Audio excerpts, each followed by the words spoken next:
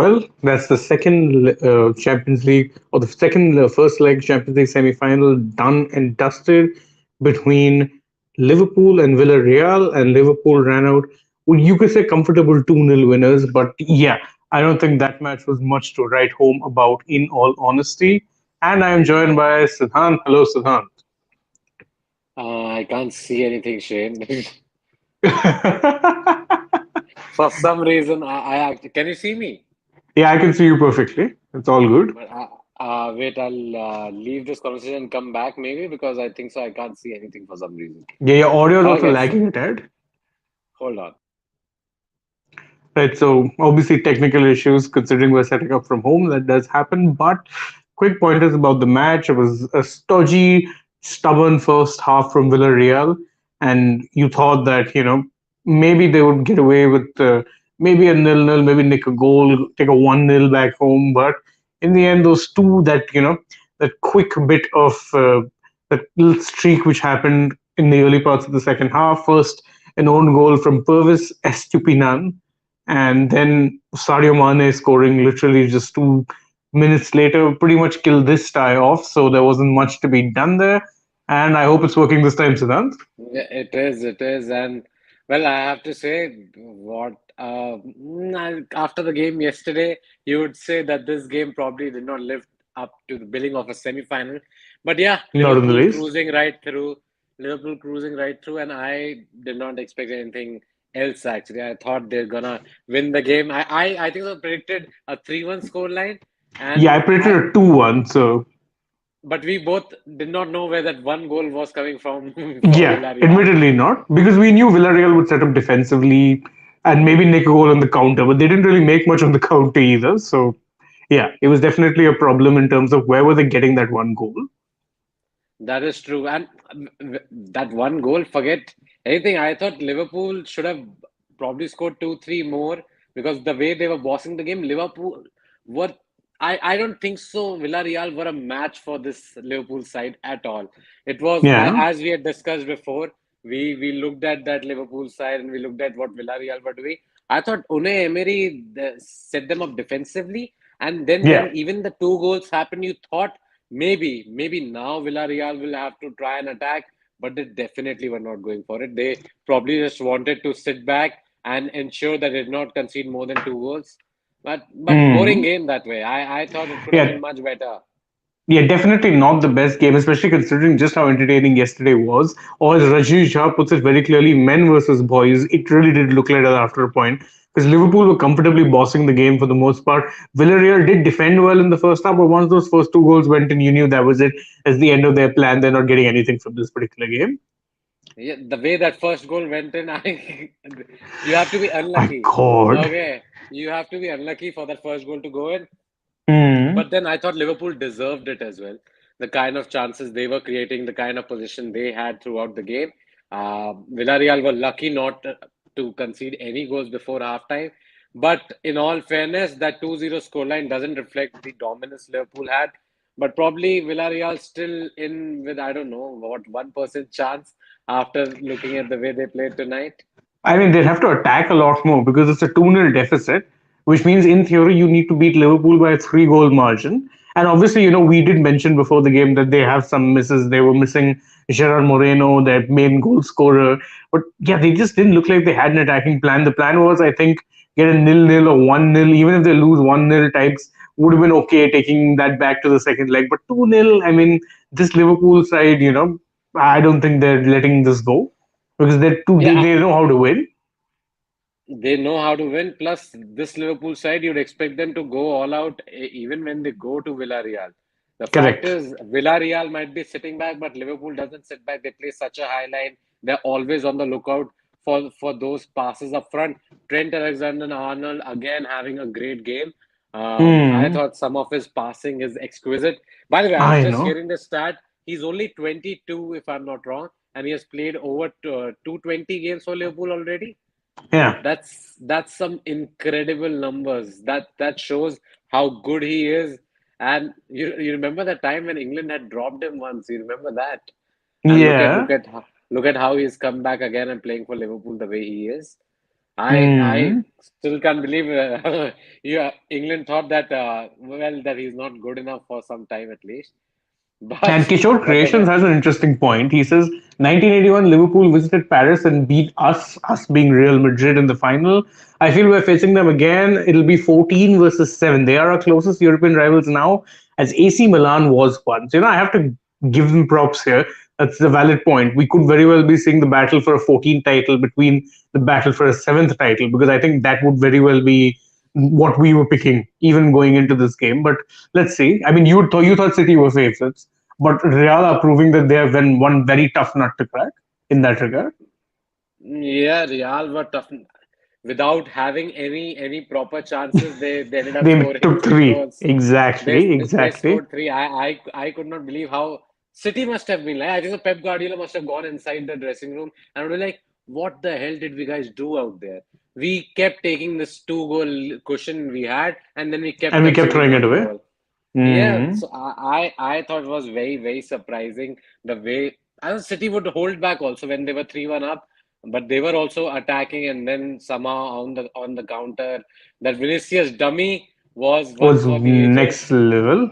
Fernandinho did not have a clue, so I think so. It tells you how good that game was that we are talking about that game even Rather now than after this this one. Liverpool versus Yeah, Villarreal but game. good pointer from this game is monitored by Chaitanya Gupta, who he says Villarreal missed Moreno. They couldn't capitalize on counters. Yeah, you know what? I agree with you. There were a few times they did look very slightly dangerous from the break, but they didn't have either a finishing touch or a finishing pass. Would that have been helped with Moreno around? Absolutely. I think they were Yeah, definitely the missing him in way that. Lo Celso had that ball towards the end, Hmm. through so many Liverpool, outfielders, he tried to take that ball up front, but yeah, eventually he ran into traffic. It had to happen, and then Fabinho put on that tackle. But my point is, Yeah. how many? By the way, how many ex-Tottenham players are in Villarreal?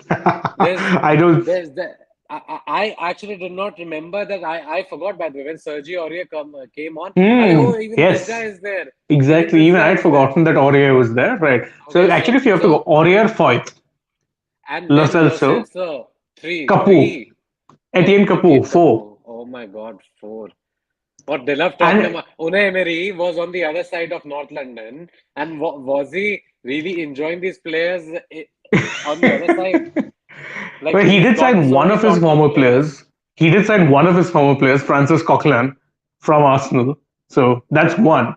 But yeah, oh my God, there's a lot of Premier League flavor to this particular tie. It's a Yeah, shame that no, he there's, yeah, clearly like the other North London club more than his own.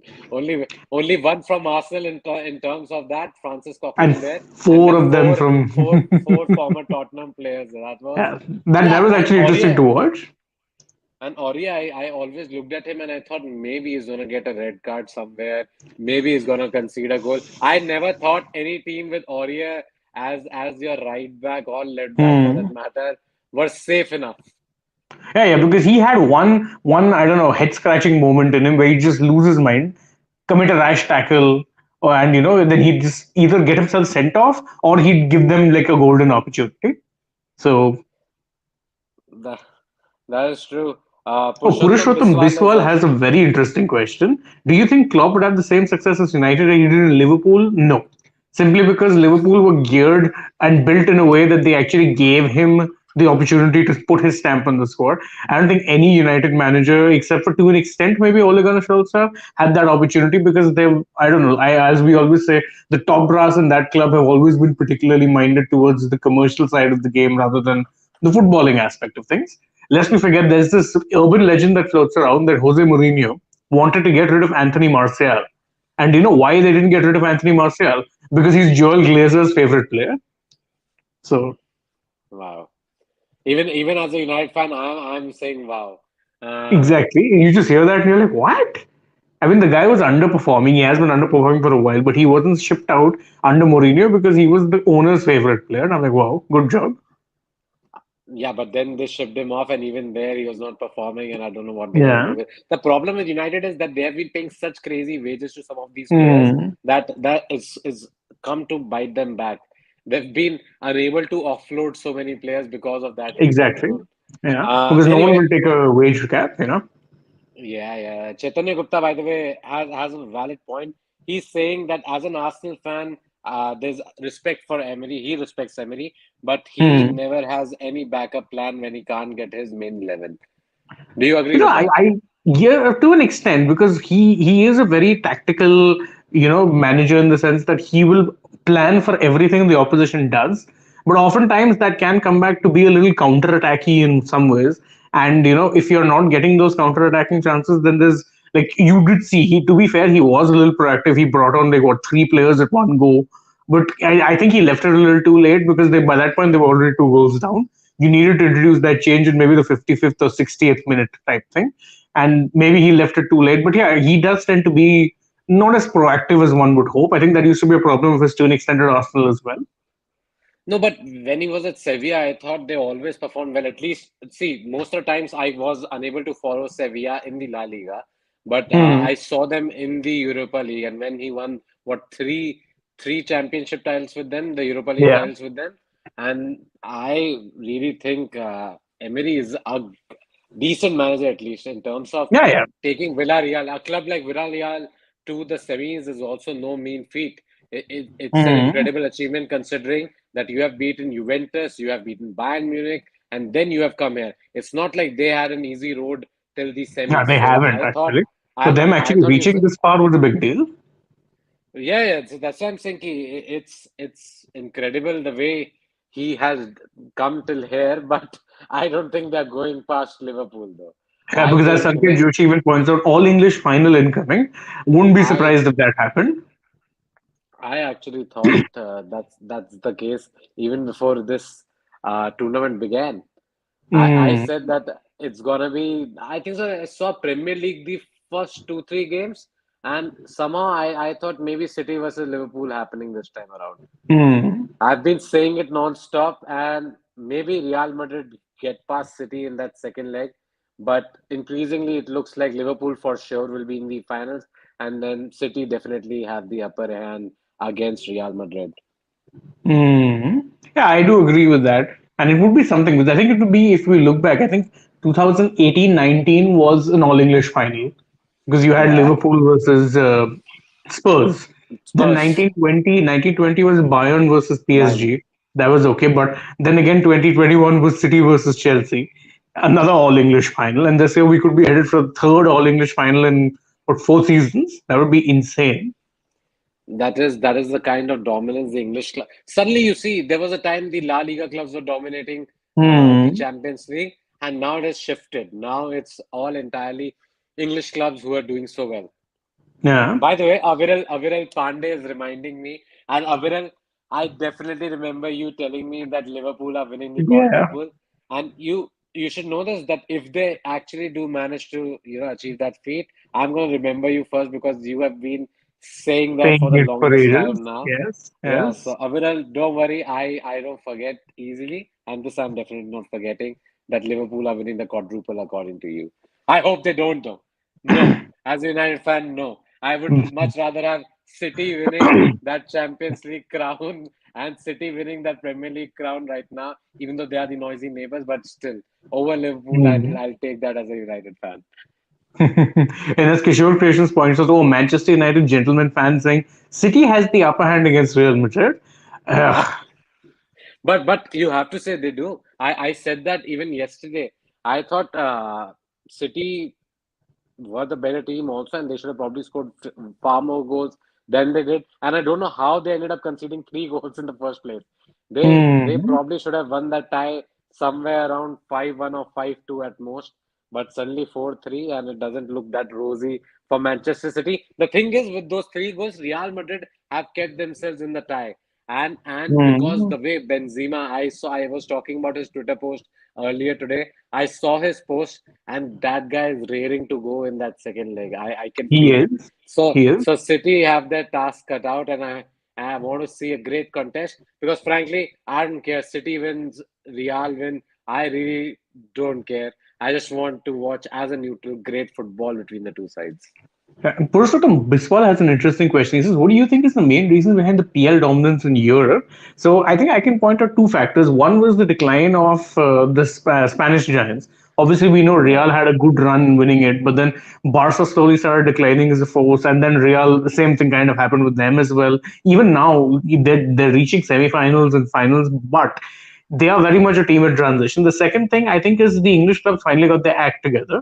So if we remember that after what 2012 when Chelsea reached the final, I don't think there was an English team that reached the final till for a few years after that, because it was mostly either the Spanish sides or the German sides getting there. So Yeah. there was that lull period, and even that Chelsea side of 2012 was very much like a team on its last leg. So I think a lot of these sides, they kind of got their act together. Liverpool City in particular, then even Spurs had an absolute dream run. Chelsea surprised everyone. So I think it's also you're finally seeing how the Premier League shares their revenue, their TV revenue, and how each club gets like a fairly even slice of the pie is finally coming back to actually reap some benefits. That and the fact that a lot of these clubs are finally taking, I would say, long-term plans instead of having this scattergun approach to just signing anyone and everyone, which was a problem at one point. I think it's an amalgamation of factors. I actually Talk like about your your club. Talk about um. your club. Look at United and the way they have been buying players. Okay, completely different. I'll not less said about United's approach, the better. But who is it? Purushottam. That's an interesting question. I wouldn't mind actually doing a deep dive on it when I get the time. But I will think about it and get back to you, and come back with something more detailed in that regard. So thanks for that. It'll be interesting to look at the data, why exactly that Mhm. happened. And Yes. clearly there's a dominance now because you can Mhm. see it, you can feel it. The way Chelsea were also playing against Real Madrid, I thought they could have very well beaten them also. So Kishore yeah, Creation but has an interesting question. He says, "What do you think will happen to City and Liverpool post Klopp and Pep? Will they have a transition period and struggle like United?" See, it's never easy replacing managers of that stature. Let's be very fair. And Klopp has defined Liverpool almost as much as Pep has defined City in recent times. But I think one thing you have to factor in their advantage is that unlike United, they have a very solid structure in place, which doesn't necessarily require a force of nature type manager.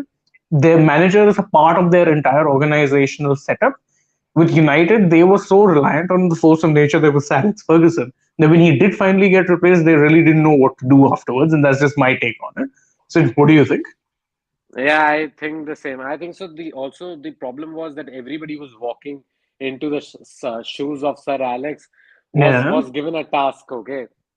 And the club suddenly realized that because they had so much debt, they had to make money and then they had to get players and they stopped focusing on their own culture. I thought with the managers that came into the picture, I thought Jose Mourinho really wanted to be the manager after Sir Alex Ferguson was Yeah. retiring. But that did not happen for him. I thought Mourinho was not Mourinho, I'm saying Moyes for that matter, was unfortunate that he did not get a longer rope because for a United side to finish seventh after Sir Alex Ferguson had just won the title was insane, right? And everybody Hmm. lost their head. But the problem is you have seen that what he has done at West Ham, he came at a troublesome time also, and with the resources that West Ham have in comparison to what United had at that point, I think so. If very well, if he would have gotten a longer rope, perhaps he would have done a better job. It's just that it was just like horses for courses. You kept trying and you did not try to build a proper club. Um, after Sir Alex Ferguson, in terms of the history, in terms of the players, you were not focusing on academy, and you have seen the players doing so like academy graduates all around. Okay, the Premier League have done well. Be it Yes. players like Mason Mount for Chelsea, be it for Trent Alexander-Arnold, be it Marcus Rashford for United. You saw that once players like these came, you realize that see, this is the kind of talent you could have built on. But every Hmm. time you wanted to go and spend 200 million on players who came to the Premier League and weren't even performing. And I think Yeah. that was a big problem for United because they spent way too much with hardly any success. And that at the end of the day did not help them build a club. Okay, for say like good 5 6 years, the club lost its identity, and that was a huge problem for United, I feel. Mhm. Yeah, that's definitely true. But I think we're focusing on the match that we saw, and because we somehow went off on a tangent of United and the Premier League, because of course the As Premier League, always. but because the Premier League really is dominating. So Aviral Pandey says that the Prem games for Liverpool is easy. The Man City are having hard games, and yeah, I I thought think it's the other because of way. the opposition play energy. So I think the same thing. That is true. So that's why I think the run into the end of the league will be very, very interesting to watch. because I would say that, I mean, yeah, that 1 point lead really means nothing. So I No, mean, I that don't one know. point lead really means nothing, but I thought Liverpool have harder fixtures, Hmm. difficult fixtures in comparison to City. And I'm still backing City to win this title. I don't think they're going to slip up anytime soon. Yeah, And yeah, I think so. The Liverpool Tottenham game will also be very important yeah. somehow Don't forget the North London derby as well. That'll be key because that's for top four for the top aspiration. four spot. Yeah. And I'm sure our good friend Chaitanya, who's an Arsenal fan, must be hoping Because we're raring that at the bits for that match to turn up and for Arsenal to win it. yeah, hoping that Arteta finally, goes to the Champions League and like can perform up to his expectations. Because I think that will also help, save his career. Because at one point when Arsenal started off this season, a lot of people raised fingers at Mikel Arteta and whether he should continue at the job. But now that he is there, he has done a decent job. Even Yeah. though Arsenal, it's been good 2.5 seasons for him also. And if they've only won the FA Cup last season, right? To And 2019-20, yes. so I'm saying they need to win either. They actually need to, sort of be in the title contention. I think that is what will keep him at the job next Correct. season. In fact, Divyansh Rathi makes an interesting point when he says both City and Liverpool are facing Newcastle and they're in red hot form. These both fixtures are must watch. I completely Yeah, agree yeah, yeah. because Agreed. Newcastle, like the kind of investment they did in the January transfer window, a lot of people were saying, "Oh, scattergun approach, this, that." But it's not just the money; they've spent it very wisely. They strengthened in positions that they needed to strengthen in, and you look at someone like Bruno Guimaraes. Tell me honestly, wouldn't you kill for to have a midfielder like him at United right now?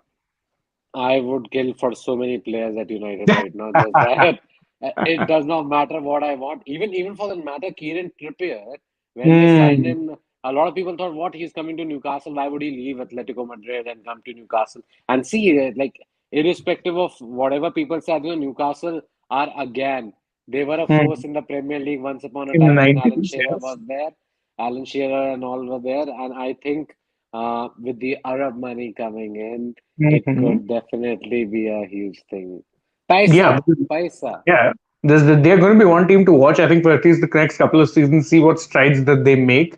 So yeah, Chaitanya Gupta says relax here as Arsenal all the way. Arteta's going nowhere. Just imagine the Amazon documentary. You know what? I am honest to God looking forward to at least the first few episodes of that documentary because I remember start of the season Arsenal were in torrid form.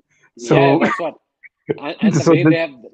Also, for bounce me, back the after that. important, nobody's talking about this is that how many very experienced players do they have? Arsenal are a very Mm, young side, and all correct. their youngsters. And I feel certain times you have to look at youngsters doing well for your team, for your nation. I thought England, when they decided to, move away from their older stars and decide to Mm, get this young crop, you saw what happened to them. They started performing so well. So certain yeah. times that really works, and I'm looking forward to Arsenal next season because players like Saka, who I always keep him, by the way, in my fantasy side, I'm a huge Saka fan. And Smith then there Rowe as are well. Don't forget Odegaard. Smith Rowe, there's Odegaard, Smith Rowe, even this guy, Gabriel Martinelli, also is not that bad for that Martinelli, yes. matter. They let go of Aubameyang, and that's fine Hmm. because clearly they wanted somebody who they could count on, and with Oba See doing how well, something or see the how well other. Eddie Katia has done. See how well he's done when Nketiah. he's been But thrust into that lead striker role. But Did very well against mind Chelsea. about it, wasn't Nketiah leaving because he wasn't getting enough game He time? was, yeah. That's the thing. That's an interesting thing. I have to watch out for to see if they've offered him a new deal or is he leaving. But let's see. He's done very well, and I think No, but even if he does leave, he's boosted his own asking price at this point. that is true. But see, I love the fact that certain managers give youngsters a chance, and when they prove their worth, no. Even at Chelsea, when I looked at Mason Mount, who would have thought Mason Hmm. Mount is gonna be one of the most important players in that side in that Chelsea lineup? But he starts every game. He is that connection between the midfield and the attackers, and he himself scores so many goals, get those assists, Exactly. takes all the corners. Similarly, Alexander Arnold. Similarly, Saka for Arsenal. It's great to watch. I love it. I In fact, I feel always liked that when players who come through the academy come good because it actually fosters like a feel of sorts that you've nurtured these kids from a young age and then you're bringing them in. And the current Chelsea team, like for all the criticisms people had of Frank Lampard as a manager, And believe me, I'm the biggest fan of the guy. I loved him as a player. He did have his shortcomings, but one of the biggest legacies that he has What a left player he in was for you guys. Amazing what player. a player he was indeed. But the biggest legacy of his time as manager is that he finally started trusting the younger players, something no manager ever did prior to that. That He that was the is one true. who gave the likes of Mount, Reece James, even True. Tammy Abraham. He gave them that breakthrough. Give them a chance. Correct. Correct. I have to agree that way Frank Lampard did the right thing. The only problem now is that Frank Lampard might get relegated alongside Everton. Oh, I Uh, feel so bad for that if that happens. I'm really hoping Everton stay up only for him. Like, there's no other connection I have to that club. But yeah, I would really, really like if they stayed up this for his sake and he kind of gets a bit of a kick, you know. So Divyanshu I Samal says, I don't watch football. I was taking a YouTube lecture. Just came to see you guys. Oh, thank you so much. That is I think actually we massive praise. and our conversation. See, that's how I love. That's why I love talking about any sport for that matter, because you sort of drift off and then you still have so many topics to talk about. Right now, we were talking about the young guns in the Premier League and how there are managers like Klopp, like Pep Guardiola, even Phil Foden for that matter. I'm a huge fan. Like I Hmm. believe he's also the next big thing in English football, and because I've followed English football like since I was a 7 year old.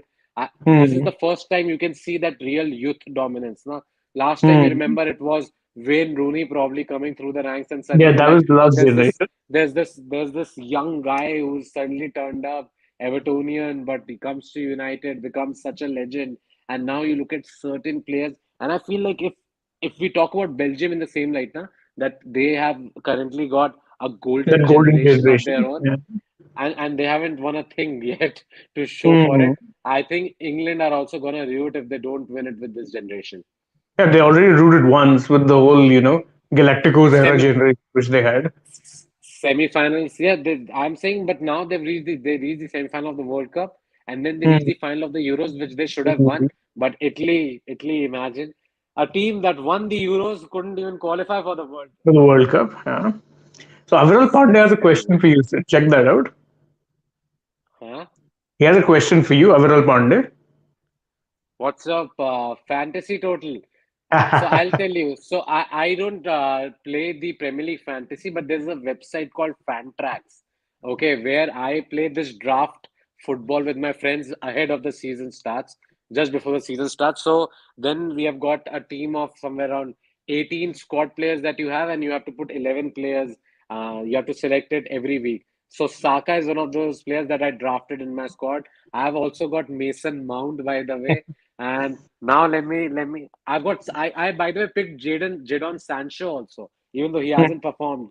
So I had Sancho, I had Saka, I have Mason Mount as well. Lot of so Fantax is great if you are playing with friends, because it allows you to have this draft, okay, where you Hmm. each get an opportunity to make your picks round wise. So there are 18 rounds in total, and you get chances to pick one by one. So say if I started with my number one pick, if I got the opportunity to pick first and I pick Mohamed Salah, so then the number 10th pick, if there are 10 teams in the number 10th pick will get two chances because the order will be reversed once it reaches 10.